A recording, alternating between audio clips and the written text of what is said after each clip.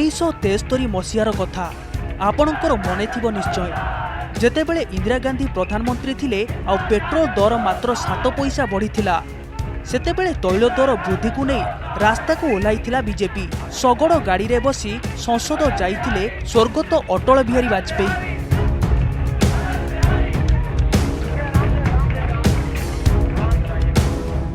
वर्तमान देश में पेट्रोल डीजेल ठू आरंभ करी खाइबा गैस दिनकू दिन बढ़ी बढ़ी चली। जदि आमे ओडिशा कथा कहिबा ताहेले राज्य रे अनेक स्थान रे सेंचुरी मारी सारलानी तैल दर। राजधानी भुवनेश्वर रे भी पेट्रोल 100 टंका टपी जाइछि। एबे एहाकू नै सारा देश रे पेट्रोल ताती बढ़िबारे लागिछि।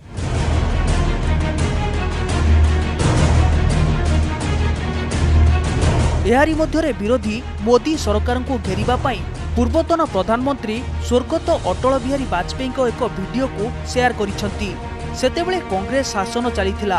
पेट्रोल दर मात्र 7 पैसा बढ़िबारु वाजपेयी शगड़ गाड़ी रे संसद जाइथिले आउ बढ़ुतिबा दर कमाइबाको दाबी उठाइथिले।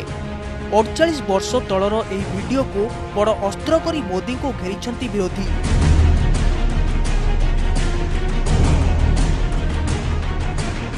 देश में तैल दर वृद्धि साधारण लोकों पकेट उपरे बड़ प्रभाव पकाउछि। तैल दर वृद्धि कारण बस भड़ा बढ़ुछि, ट्रांसपोर्टिंग चार्ज भी बढ़ुछि।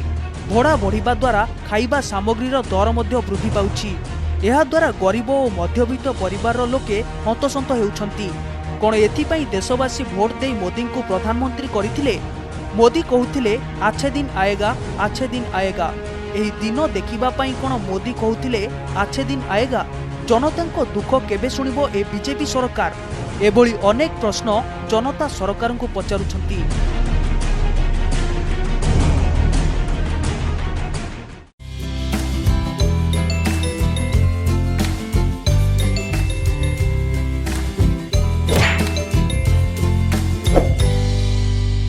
देश विदेशर एही भली अनेक घटना जानिबा पाई एही चैनल को सब्सक्राइब करंतु।